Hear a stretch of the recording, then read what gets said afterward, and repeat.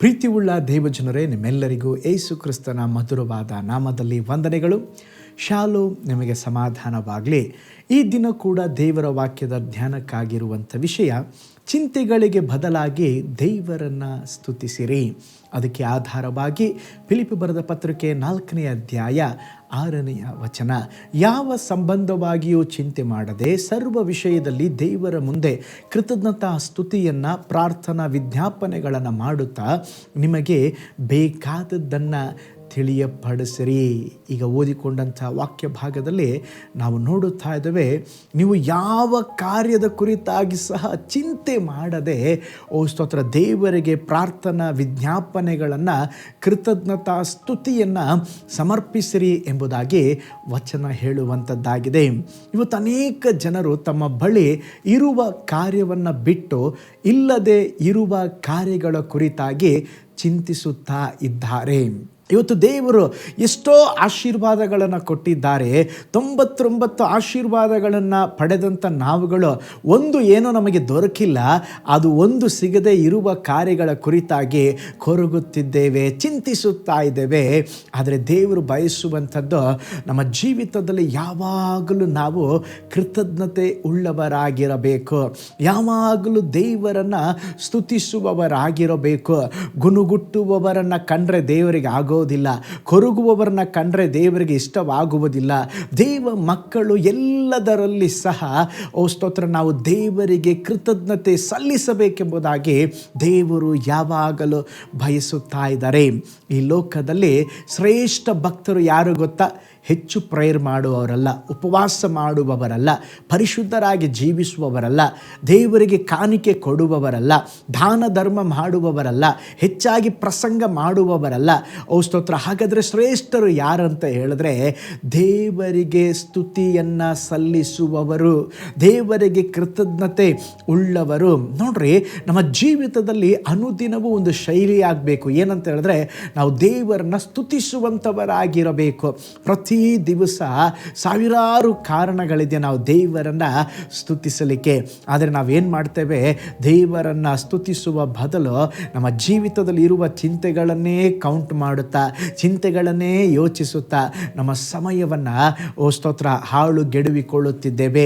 ಆದರೆ ದೇವರು ಹೇಳುತ್ತಾ ಇದ್ದಾರೆ, ಸ್ತೋತ್ರ ನಮ್ಮ ಜೀವಿತದಲ್ಲಿ ಎಲ್ಲದರಲ್ಲಿ ಕೃತಜ್ಞತಾ ಸ್ತುತಿಯನ್ನು ಸಲ್ಲಿಸಬೇಕೆಂಬುದಾಗಿ ದೇವರು ಎದುರು ನೋಡುತ್ತಾ ಇದ್ದಾರೆ. ಕೃತಜ್ಞತಾ ಮನೋಭಾವಕ್ಕಿಂತ ಹೆಚ್ಚಾಗಿ ದೇವರು ನಮ್ಮಿಂದ ಏನನ್ನು ಬಯಸುವುದಿಲ್ಲ. ದೇವರನ್ನು ಸ್ಪರ್ಶಿಸುವಂಥ ಹೃದಯ, ಮುಟ್ಟುವ ಹೃದಯ ಯಾವುದು ಗೊತ್ತಾ? ಕೃತಜ್ಞತೆ ಉಳ್ಳಂಥ ಹೃದಯ. ಪ್ರಾರ್ಥನೆ ಮಾಡಿ ದೂರು ಹೇಳುವುದಕ್ಕಿಂತ ದೇವರನ್ನು ಸ್ತುತಿಸುವುದು ಒಳ್ಳೆಯದಾಗಿದೆ. ಇವತ್ತು ಅನೇಕ ಜನರು ಸ್ತೋತ್ರ ಮಾಡ್ತಾ ಇಲ್ಲ, ಸ್ತುತಿ ಸಲ್ಲಿಸುತ್ತಾ ಇಲ್ಲ, ಕೃತಜ್ಞತೆ ಹೇಳುತ್ತಾ ಇಲ್ಲ. ಆದುದರಿಂದ ಸಮಸ್ಯೆಗಳು ನಮ್ಮಲ್ಲಿಯೇ ಇದೆ. ಆದರೆ ನಮ್ಮ ಜೀವಿತದಲ್ಲಿ ಸ್ತುತಿಸುವಾಗ, ಕರ್ತನ ನಾಮವನ್ನು ಘನಪಡಿಸುವಾಗ ಸಂಗತಿಗಳು ಬದಲಾಗುತ್ತದೆ. ಪ್ರಾರ್ಥನೆ ಸಂಗತಿಗಳನ್ನು ಬದಲಾಯಿಸುವ ಹಾಗೆ ಆರಾಧನೆ ನಿನ್ನ ಜೀವಿತದಲ್ಲಿ ಇರುವಂಥ ಸನ್ನಿವೇಶಗಳನ್ನು ಬದಲಾಯಿಸುತ್ತದೆ. ಆದುದರಿಂದ ಪ್ರೀತಿಯುಳ್ಳ ದೇವಜನರೇ, ಯಾವುದಕ್ಕೂ ಕೊರಗಬೇಡ್ರಿ, ಚಿಂತೆ ಪಡಬೇಡ್ರಿ. ದೇವರ ಮಾಡಿದ ಉಪಕಾರಗಳನ್ನು ಸ್ಮರಿಸಿ ಕೃತಜ್ಞತೆ ಉಳ್ಳವರಾಗಿ ಜೀವಿಸಿರಿ. ಒಬ್ಬ ತಂದೆಗೆ ಒಂದು ಚಿಂತೆ ಉಂಟಾಯಿತಂತೆ. ತನ್ನ ಮಕ್ಕಳಿಗೆ ಶೂ ಕೊಡಿಸುವುದಕ್ಕೆ ತನ್ನ ಬಳಿಯಲ್ಲಿ ಹಣ ಇಲ್ವಲ್ಲ ಎಂಬುದಾಗಿ ಬಹಳ ಚಿಂತಾಭ್ರಾಂತನಾಗಿ ರಸ್ತೆಯಲ್ಲಿ ನಡೆದುಕೊಂಡು ಹೋಗುತ್ತಾ ದೇವರನ್ನು ದೂಷಿಸುತ್ತಾ ಇದ್ದಂತೆ. ದೇವರೇ, ನನ್ನ ಮಕ್ಕಳಿಗೆ ಒಂದು ಒಳ್ಳೆ ಶೂ ಕೊಡಿಸಲಿಕ್ಕೆ ಕೂಡ ನನ್ನಿಂದ ಆಗ್ತಾ ಇಲ್ಲ, ನನ್ನ ಜೀವಿತ ಯಾಕಪ್ಪ ಹೀಗಿದೆ.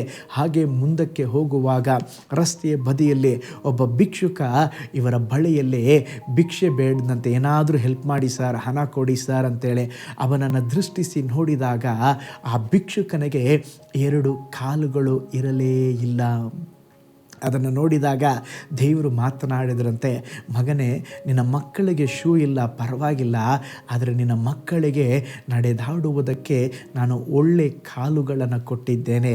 ಆ ಭಿಕ್ಷುಕನನ್ನು ನೋಡು, ಕಾಲುಗಳು ಇಲ್ಲ, ಆದರೂ ಅವನು ಸಂತೋಷವಾಗಿದ್ದಾನೆ. ಅದಕ್ಕೆ ಈ ಭಕ್ತನು ಏನು ಮಾಡಿದ್ನಂತ ಹೇಳಿದ್ರೆ, ಅವನಿಗೆ ಸ್ವಲ್ಪ ಭಿಕ್ಷೆ ಕೊಟ್ಟುಬಿಟ್ಟು ಅದೇ ಸ್ಥಳದಲ್ಲಿ 2 ಕೈಗಳನ್ನು ಮೇಲೆ ಕೆತ್ತಿ ದೇವರನ್ನ ಮಹಿಮೆ ಪಡಿಸಿದಂತೆ, ಕರ್ತನೆ, ನನ್ನ ಮಕ್ಕಳಿಗೆ ಶೂ ಇಲ್ಲದಿದ್ದರೂ ಹೋದರೂ ಪರವಾಗಿಲ್ಲ, ಆದರೆ ನೀವು ನನ್ನ ಮಕ್ಕಳಿಗೆ ನಡೆಯಲಿಕ್ಕೆ ಒಳ್ಳೆಯ ಕಾಲುಗಳನ್ನು ಕೊಟ್ಟಿದ್ದೀರಾ. ಪ್ರೀತಿಯುಳ್ಳ ದೇವಜನರು, ಇವತ್ತು ಸಹ ನಮ್ಮ ಜೀವಿತದಲ್ಲಿ ದೇವರು ಎಷ್ಟೋ ಒಳ್ಳೆಯ ಕಾರ್ಯ ಕೊಟ್ಟಿದ್ದಾರೆ, ಒಳ್ಳೆ ಅದ್ಭುತ ಮಾಡಿದ್ದಾರೆ. ನಾವು ಅವುಗಳನ್ನು ನೆನೆಸುವ ಬದಲು ಏನಿಲ್ವೋ ಅದನ್ನು ನೆನೆಸುತ್ತಾ ಇದ್ದೇವೆ. ಆದರೆ ಈ ದಿವಸ ನಮ್ಮ ಚಿಂತೆಗಳ ಬದಲಾಗಿ ನಾವು ದೇವರಿಗೆ ಸ್ತುತಿಸುವುದನ್ನು ಕಲಿತುಕೊಳ್ಳೋಣ. ದೇವರನ್ನ ಸ್ತುತಿಸಿರಿ, ನಿಶ್ಚಯವಾಗಿ ನಿಮ್ಮ ಜೀವಿತದಲ್ಲಿ ಇನ್ನೂ ಶ್ರೇಷ್ಠವಾದ ಸಂಗತಿಗಳನ್ನು ಕರ್ತನು ನಿಮ್ಮ ಜೀವಿತದಲ್ಲಿ ಮಾಡುತ್ತಾರೆ. ಒಂದು ನಿಮಿಷ ಕಣ್ಗಳನ್ನು ಮುಚ್ಚೋಣ, ನಾವು ಪ್ರಾರ್ಥನೆ ಮಾಡೋಣ. ಪರಲೋಕದಲ್ಲಿ ವಾಸ ಮಾಡುವ ನಮ್ಮ ತಂದೆಯಾದ ದೇವರೇ, ನೀನು ಒಳ್ಳೆ ದೇವರು. ಚಿಂತೆಗಳ ಬದಲಾಗಿ ನಾವು ನಿಮ್ಮನ್ನು ಸ್ತುತಿಸಬೇಕೆಂಬುದಾಗಿ ಎದುರು ನೋಡುತ್ತಾ ಇದ್ದೀರಾ. ಯಾವ ಸಂಬಂಧವಾಗಿಯೂ ಚಿಂತೆ ಮಾಡದೆ ಸರ್ವ ವಿಷಯಗಳಲ್ಲಿ ದೇವರಿಗೆ ಕೃತಜ್ಞತಾ ಸ್ತುತಿಯನ್ನು ಸಮರ್ಪಿಸಿರೆಂಬುದಾಗಿ ನಿನ್ನ ವಚನ ಹೇಳುತ್ತದೆ. ಸ್ವಾಮಿ, ನಿನ್ನ ವಚನ ಹೇಳೋ ಪ್ರಕಾರ ನಾವು ಎಲ್ಲ ಸಂಗತಿಗಳಿಗಾಗಿ ನಿಮ್ಮ ನಾಮವನ್ನು ಸ್ತುತಿಸಿ ಘನಪಡಿಸಲಿಕ್ಕೆ ಸಹಾಯ ಮಾಡಿರಿ.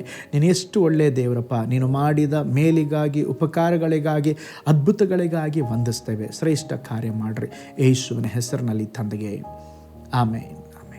Praise the lord. ಕರ್ತನು ನಿಮ್ಮನ್ನು, ನಿಮ್ಮ ಕುಟುಂಬಗಳನ್ನು ಧಾರಾಳವಾಗಿ ಆಶೀರ್ವಾದ ಮಾಡಲಿ.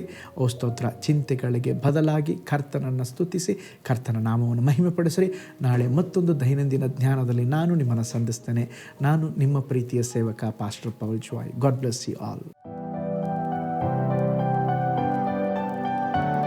ಕರ್ತನಲ್ಲಿ ಪ್ರಿಯರೇ, ಈ ಸಂದೇಶ ಮತ್ತು ಪ್ರಾರ್ಥನೆ ನಿಮಗೆ ಆಶೀರ್ವಾದಕರವಾಗಿದ್ದರೆ, ದೇವರು ನಿಮ್ಮನ್ನು ಪ್ರೇರೇಪಿಸಿದರೆ, ನಂಬಿಕೆಯಿಂದ ಸಾಗುವ ಈ ಸೇವೆಗೆ ನಿಮ್ಮ ಅಮೂಲ್ಯವಾದ ಕಾಣಿಕೆಯನ್ನು ಬಿತ್ತಿರಿ.